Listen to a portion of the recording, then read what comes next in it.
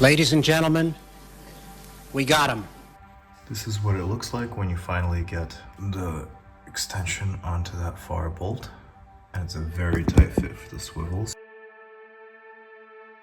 So this impossible bolt, I got it by laying down under here, getting under the rotor here, sticking my thick extension, not the regular hex, but through over there, and getting under the car, and that way is how I broke that darn bolt loose. And it's a really tight fit.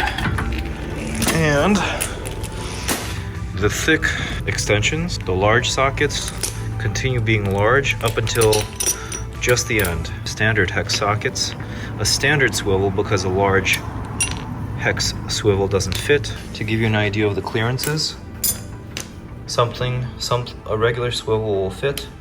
Just to give you an idea of clearances, this will fit, this will not. So that was a fun bolt.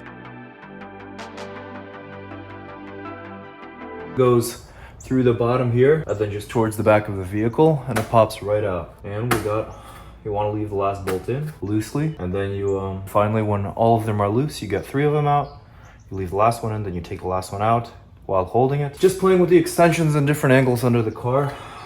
There we go.